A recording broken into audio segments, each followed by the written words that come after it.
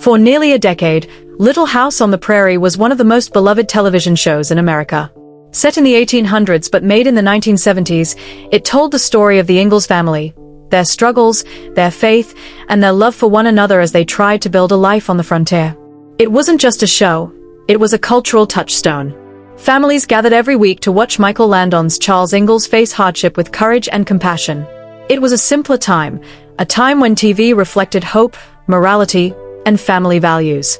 But by 1983, everything changed. After 9 successful seasons, the show came to an explosive end, literally.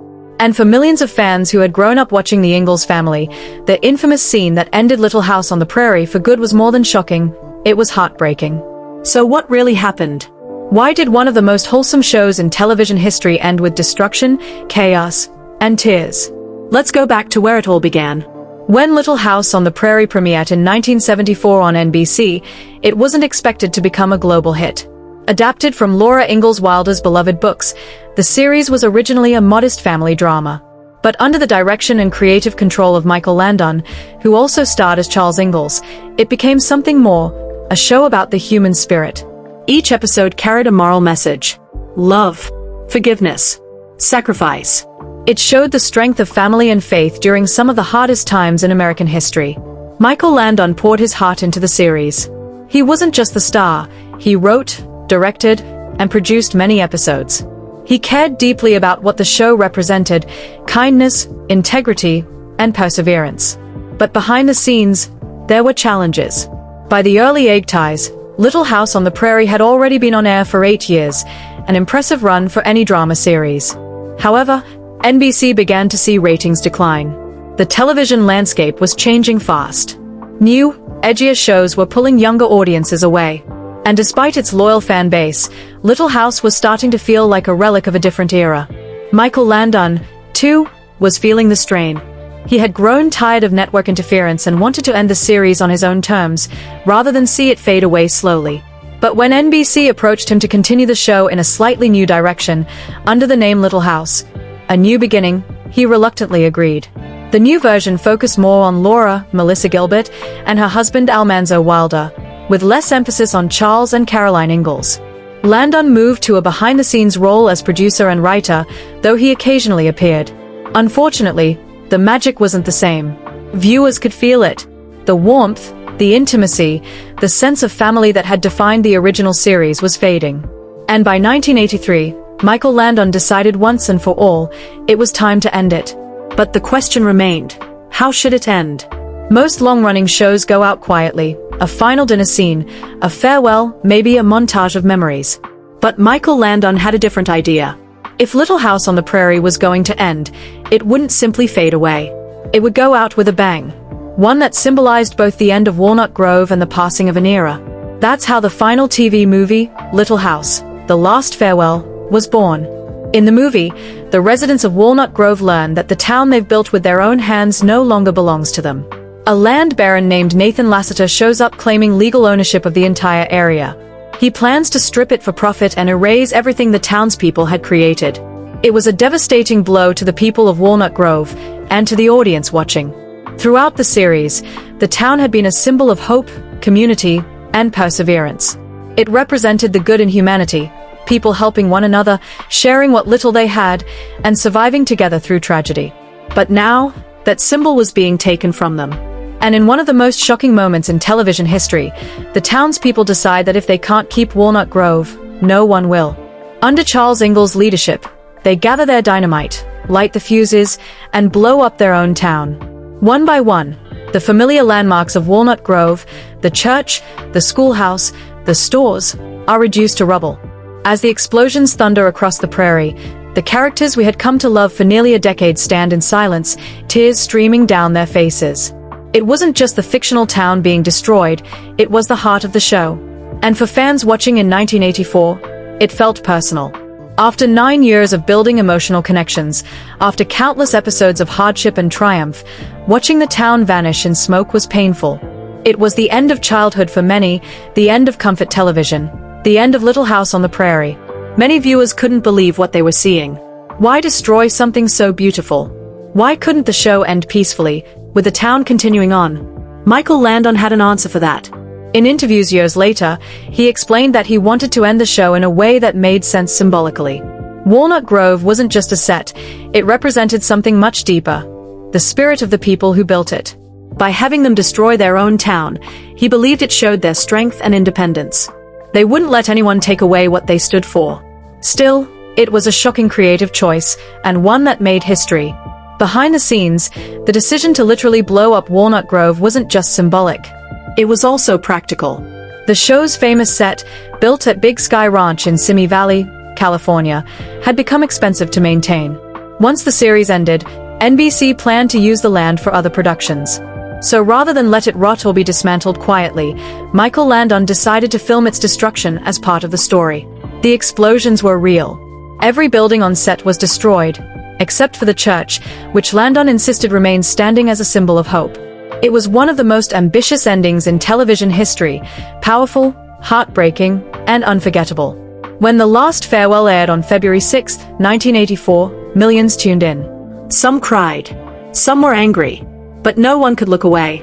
And when the dust settled, the world realized it had just witnessed something rare: the intentional death of a beloved piece of television history.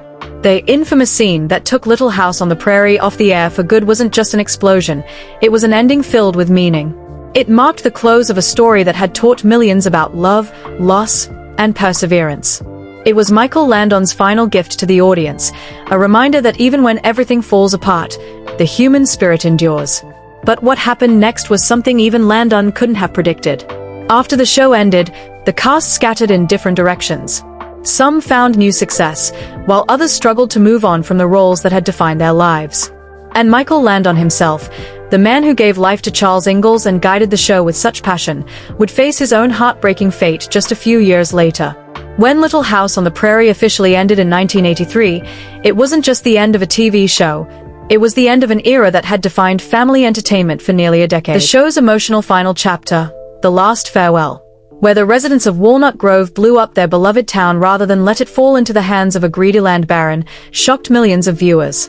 It was an ending that was both powerful and heartbreaking, but it also left fans wondering, what happened to the people who brought those unforgettable characters to life? Let's take a look at where the cast of Little House on the Prairie went after the show's explosive finale, and how the legacy of Walnut Grove still follows them to this day. Michael Landon was not only the star of Little House on the Prairie, he was its creative heart. As Charles Ingalls, he embodied the strength, optimism, and moral compass that guided the series. But Landon's contribution went far beyond acting. He wrote, directed, and produced many of the show's episodes, shaping its tone and emotional depth. After Little House, Landon didn't step away from television. Instead, he went on to create and star in Highway to Heaven, 1984 to 1989, another family-oriented drama that explored faith, compassion, and redemption. The show was a success and reinforced his reputation as one of television's most beloved storytellers. Tragically, in 1991, Landon was diagnosed with pancreatic cancer. He passed away just 3 months later, at the age of 54. His death devastated fans around the world.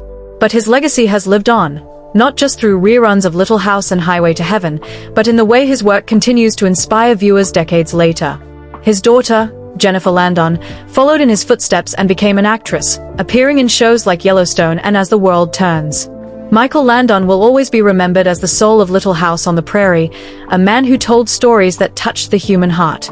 Melissa Gilbert was just 9 years old when she was cast as Laura Ingalls, the spirited middle daughter of the Ingalls family. Her portrayal made her one of the most recognizable child stars of the 1970s. As the series went on, Gilbert grew up on screen, and viewers watched her transform from a curious, freckled girl into a strong, confident woman. After Little House ended, Gilbert continued acting in television movies and shows, including Choices of the Heart and The Miracle Worker. She also served as president of the Screen Actors Guild from 2001 to 2005, proving she wasn't just a child star, she was a leader in the entertainment industry. In recent years, Gilbert has written memoirs, spoken openly about her struggles with fame and self-image, and even ventured into politics, running for Congress in Michigan in 2016. She now lives a quieter life in upstate New York with her husband, actor Timothy Busfield. Even today, fans still refer to her affectionately as Half Pint, the nickname Charles Ingalls gave Laura, a reminder of how deeply she connected with viewers. As Caroline Ingalls, Karen Grassel represented warmth, patience, and maternal strength. She was the heart of the family, the steady presence that held everyone together through hardship and joy. After Little House, Grassel appeared in numerous stage productions and television shows, but she often spoke about the struggles she faced in Hollywood. In recent years, she opened up about the pay disputes she had with Michael Landon and the challenges of being a woman in the entertainment industry during that era. Despite those difficulties, she has always acknowledged the deep affection she has for the Little House legacy and its fans. Grassel published a memoir in 2021 titled Bright Lights, Prairie Dust, where she reflected on her time on the show, her relationship with Landon, and her personal journey of healing and resilience. Now in her 80s, Grassel continues to make occasional appearances and remains a beloved figure among classic TV fans. As Mary Ingalls, the eldest daughter who loses her sight after an illness, Melissa Sue Anderson delivered one of the most emotionally powerful performances on television. Her storyline was groundbreaking for its time, portraying disability with honesty and empathy. After leaving the series in its later seasons, Anderson continued acting in films and television, including Midnight Offerings and Happy Birthday to Me. However, she gradually stepped away from the Hollywood spotlight to focus on her family. In her memoir, The Way I See It, a look back at my life on Little House, Anderson shared behind-the-scenes insights into her experience as a child actor and how Little House shaped her life. Today, she lives in Canada with her husband, television producer Michael Sloan, and their 2 children. While she has largely left acting behind, her portrayal of Mary Ingalls remains one of the show's emotional anchors. Every good show needs a villain, or at least someone to stir up drama, and Alison Arngrim did it perfectly as Nellie Olson, the spoiled, sharp-tongued rival of Laura Ingalls. Fans loved to hate her, and Arngrim's over-the-top performance became iconic. In real life, Alison Arngrim couldn't be more different from her character. After the show ended, she became an activist and author, using her platform to speak out about child abuse, AIDS awareness, and mental health. Her memoir, Confessions of a Prairie Bitch, mixes humor with honesty and shows how she turned her childhood role into a lifelong mission to make a difference. Arngrim continues to appear at fan conventions, perform in stand-up comedy, and keep the Little House spirit alive through her storytelling. Dean Butler joined the series later on as Almanzo Wilder, Laura's future husband. His charm and chemistry with Melissa Gilbert made him an instant fan favorite. After Little House, Butler appeared in shows like Buffy the Vampire Slayer and The Love Boat. Over time, Butler moved behind the camera, producing documentaries and content related to Little House on the Prairie and other historical works. He has remained closely connected to the Little House community, attending reunions and sharing his experiences from the show. More than 40 years later, Little House on the Prairie remains a cornerstone of American television. Its themes of perseverance, love, and moral integrity continue to resonate, even in a fast-changing world. The series captured something timeless, an ideal of family and community that feels increasingly rare. The infamous final scene, with the townspeople blowing up Walnut Grove, may have symbolized destruction, but in a deeper sense, it was about freedom, the spirit of a community refusing to be conquered. And in many ways, that same spirit lives on in the actors, writers, and fans who continue to celebrate what Little House on the Prairie stood for. Today, reruns still air across the world. New generations are discovering the show through streaming platforms, and its legacy endures through books, podcasts, and fan gatherings. What began as a simple adaptation of Laura Ingalls Wilder's stories has become a permanent part of television history. As Melissa Gilbert once said, "We were telling stories about love, loss, and hope, and those stories never go out of style." And that's why Little House on the Prairie, even after all these years, continues to feel like home.